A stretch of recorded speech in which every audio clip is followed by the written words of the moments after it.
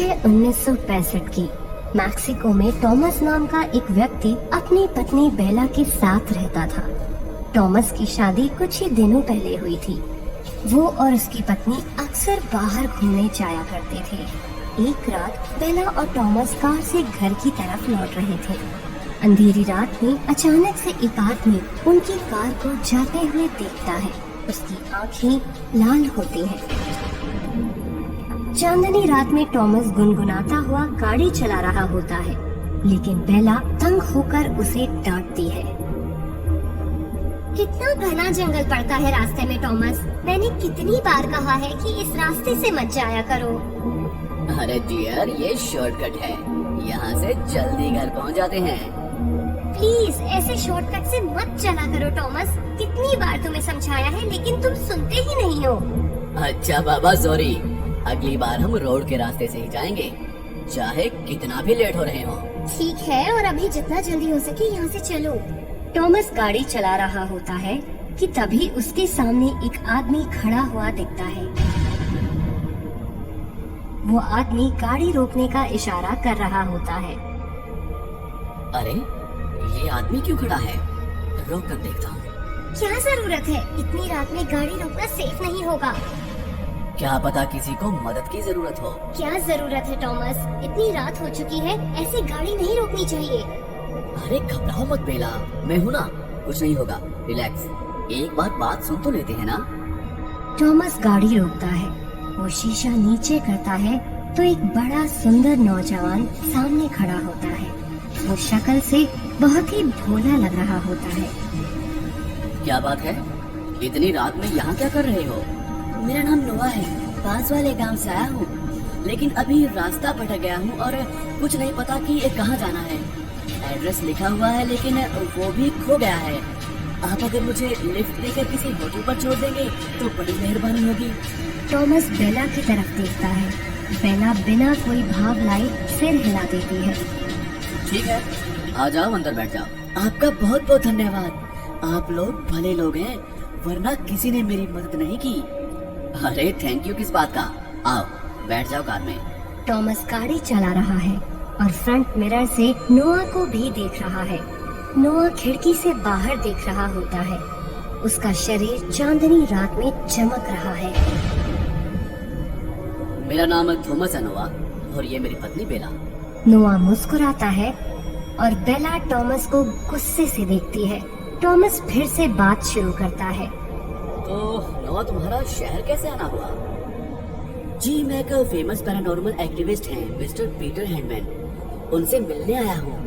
मैं उन्हें असिस्ट करने वाला हूँ। एक बहुत ही बड़ी मुसीबत आ गई है इस शहर में। तुम मिस्टर पीटर को असिस्ट करने वाले हो? क्या बात कर रहे हो? वो तो मेरे बहुत अच्छे दोस्त हैं। ये तो बड़ी ही अच्छी बात है।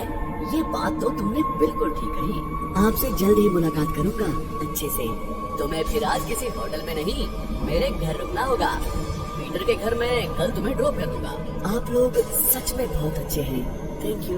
बेला अब नॉर्मल हो जाती है और नोआ से बात शुरू करती है। नोआ, किस मुसीबत की बात कर रहे थे तुम अभी? जी, अभी तो पीटर सर ने मुझे लेटर लिखा था कि इस शहर में एक वैम्पायर जा गया है, लोगों का खून पी रहा है। बस उसे ही काबू में करना है। उसी के लिए मुझे पीटर सर ने गांव से बुलाया है। क्या बात कर रहे हो? एक वैम्पायर? क्या सच में वैम्पायर्स होते हैं? जी हाँ, होते हैं बेला जी। अच्छा, तो हमें भी बताओ जरा इन वैम्पायर्स के बारे में। मैंने इन वैम्पायर्स के बारे में बहुत पढ़ा है। ये वैम्पायर बहुत पुरानी प्रजाति है। इनकी उम्र बहुत लंबी होती है। ये किसी का भी रूप ले लेते हैं। जब इनकी उम्र खत्म होने में कम ही समय बचता है तो ये जानवरों को छोड़कर इंसानों का खून पीने लगते हैं, जिनसे इनकी उम्र बढ़ती है। ये किसी के भी दिमाग में अंदर जाकर कुछ भी पता कर सकते हैं। बड़ी ही खतरनाक प्रजाति है वैम्पायर की। टॉमस गाड़ी रोकता है। चलो भाई, घर आ गया। बहुत हुई ये भूतिया बातें। बेला, सबके लिए गर्मा गर्म कॉफी हो जाए। हाँ हाँ जरूर, पहले घर के अंदर तो चलिए। नोआ घर की तरफ देख रहा था और उस घर की महक को सूंघने लगा। उसकी आंखें बंद थी। टॉमस ने उसे ऐसा करते देखा और उसके कंधे पर हाथ रखा और उसकी तरफ देखने लगा। नोआ की आंखें खुल गईं। शर्माओ मत नोआ, इसे अपना ही घर समझो। चलो अंदर चलें। हाँ थॉमस, चलिए अंदर चलते हैं। बेला, नोआ और टॉमस हॉल में बैठे हैं और कॉफी पी रहे हैं। टॉमस देखता है कि नोआ कॉफी नहीं पी रहा है। नोआ, तुम कॉफी क्यों नहीं पी रहे? मुझे कॉफी पसंद नहीं है। ओह, तो क्या पसंद है वो बता दो, बेला बना देगी। नोआ फिर से बेरुखी से कहता है, कहा ना मुझे कुछ नहीं पसंद। टॉमस और बेला एक दूसरे को देखकर मुंह बनाते हैं। तभी उनके घर में एक बहुत बड़ा चमगादड़ आ जाता है और ऊपर चारों तरफ घूमने लगता है। ओहो, ये कहाँ से आ गया? टॉमस, कुछ करो। उस चमगादड़ की आंखें लाल हो जाती हैं और वो टॉमस के सामने आता है और उसके चेहरे पर वार करता है। अरे आप ठीक तो हैं? टॉमस के चेहरे और हाथों पर निशान पड़ जाते हैं और उसके शरीर से खून बहने लगता है। नोआ को उस खून को देखकर अजीब सा होने लगता है। नोआ, उस ड्रॉर में फर्स्ट एड बॉक्स रखा है, लेकर आओ जल्दी। बेला नोआ की तरफ देखती है तो वहाँ नोआ नहीं होता। नोआ, कहाँ हो तुम? बिल्कुल तुम्हारे पीछे।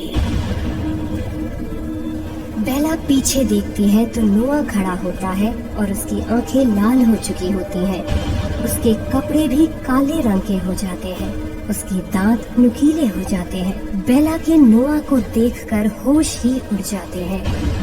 कितने दिनों का प्यासा हूँ, आज तुम दोनों का खून पीऊंगा और मेरी उम्र 10 साल तक और बढ़ जाएगी। टॉमस को गुस्सा आता है और वो नोआ को धक्का देने वाला होता है, लेकिन नोआ हवा में उड़ जाता है।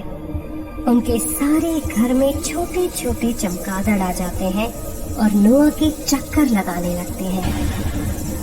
बेला, भागो यहाँ से। नहीं, मैं आपको छोड़कर नहीं जाऊंगी, आप बहुत जख्मी हो। नोआ बेला के पीछे आता है और उसे पकड़ लेता है। सारे चमगादड़ टॉमस को उसकी दोनों बाहों से पकड़कर ऊपर उठा लेते हैं ताकि वो कुछ ना कर पाए। नहीं, मुझे छोड़ दो नोआ, प्लीज मुझे छोड़ दो। हमने तो तुम्हारी मदद की थी, प्लीज हमें छोड़ दो। नोआ बेला की गर्दन पर अपने नुकीले दांतों से वार करता है और उसका खून पीने लगता है। बेला बेहोश होकर गिर जाती है और उसकी मौत हो जाती है। बेला, बेला। तेरी पत्नी तो गई, अब तेरी बारी है। नोआ उड़कर टॉमस के गले पर वार करता है और टॉमस की तड़प तड़प कर मौत हो जाती है। नोआ चमगादड़ों के साथ खिड़की के रास्ते उड़ता हुआ घर से बाहर आ जाता है। बेला और टॉमस की आंख खुलती है और अब वो भी वैम्पायर्स बन चुके होते हैं। उनकी आंखें लाल और दांत नुकीले होते जाते हैं।